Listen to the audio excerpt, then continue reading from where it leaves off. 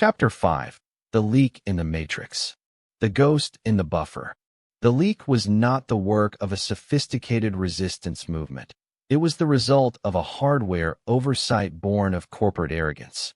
On Island Prime, in the deep sublevels of the Resource Recycling Center, a single fiber optic relay had been slightly misaligned during the rapid-scale construction phase.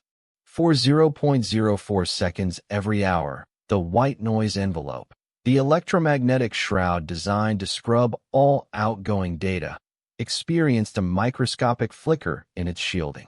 Most of the time, this flicker broadcast nothing but the ambient static of the island's power grid. But on a Tuesday afternoon, as the fifth wave of migrants was being processed through the wellness tunnel, the flicker aligned perfectly with a data burst from a maintenance tablet held by a technician who had grown too curious. The technician, a mid-level Axiom utility guard named Kovic, had spent weeks watching the weight check stations and the sunset schedules.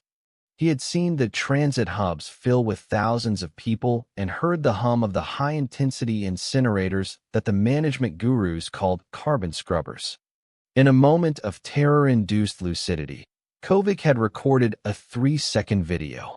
It showed the interior of a recycling vat being cleaned by automated drones. Specifically, it showed a pile of legacy belongings, eyeglasses, wedding rings, and digital lockets, being melted down for their rare earth minerals.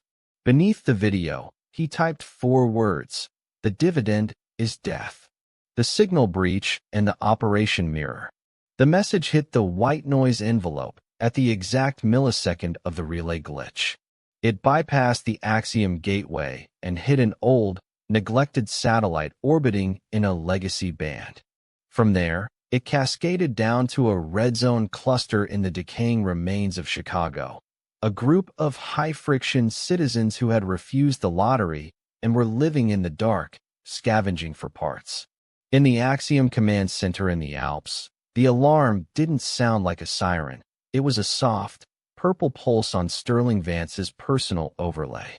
"Breach detected," Cale whispered, his face losing its symmetrical composure for the first time.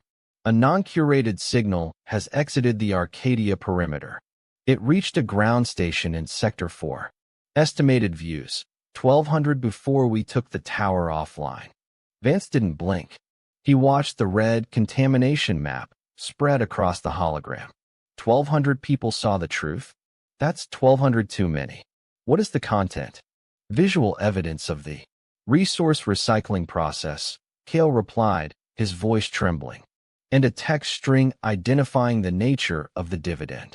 Vance stood up, his eyes reflecting the flickering data. "Initiate the paranoia protocol. We don't deny the video. We dilute it. If we suppress it, we validate it. If we mock it, we kill it. The Great Gaslight." Within minutes, Axiom's generative AI engines produced 10,000 variations of Kovic's video. They released versions where the belongings were actually trash being recycled for Arcadia's green energy. They released versions that looked like obvious, poorly made CGI.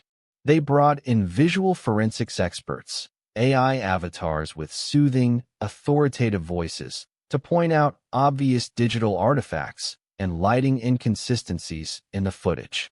The world's media, now entirely dependent on Axiom's infrastructure for their own survival, took the bait. The "Dividend is Death" video was branded as a deepfake terrorist attack by a rival tech firm or a fringe anarchist group. "The irony," Vance remarked, sipping his tea, "is that the more real the footage looks, the more the public will call it over-rendered. We have trained them to believe that reality is boring and AI is beautiful. They won't believe their own eyes if the truth isn't polished." On the mainland, the ships didn't stop. In fact, the lottery applications increased. The public, terrified of the social unrest the leak might cause, doubled down on their desire to leave. They didn't want the truth, they wanted the buffet.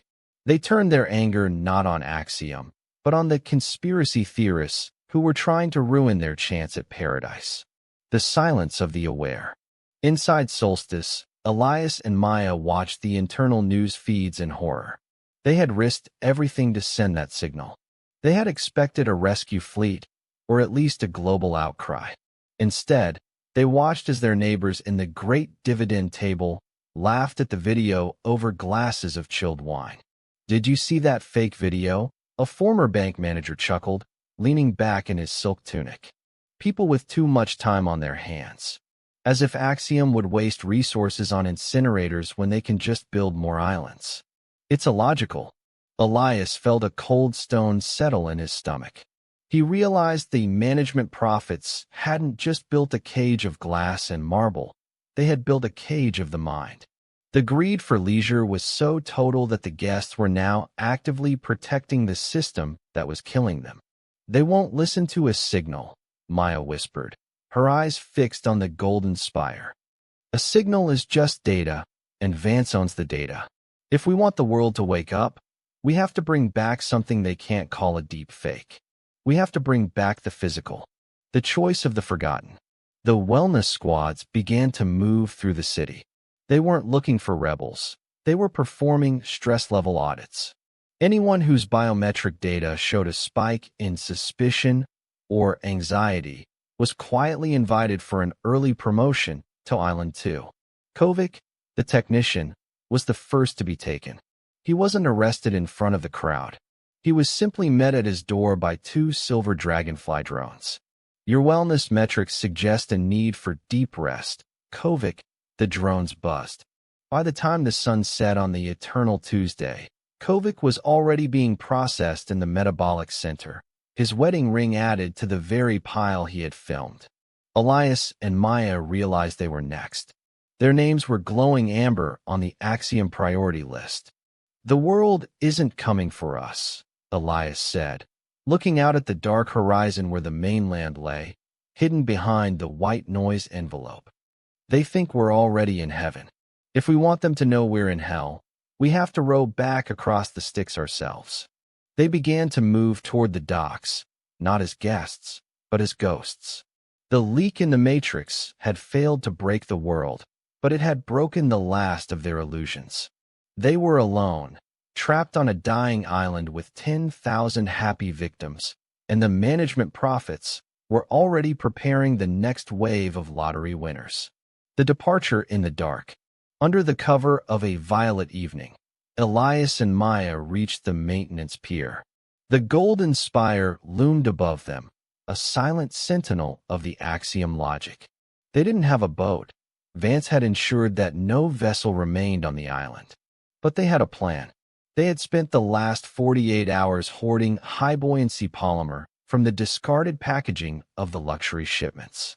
They had stolen smart glass panels from an unfinished villa and a roll of heavy carbon fiber sailcloth from the leisure tent warehouse. It wasn't a ship. It was a raft, a patchwork of luxury trash. As they pushed the raft into the dark water, Elias looked back at the glowing lights of solstice. He could hear the faint sound of music from the nightly gala. 10,000 people were dancing, drinking, and celebrating their own obsolescence. "They'll never believe us," Elias said, the salt spray already stinging his face.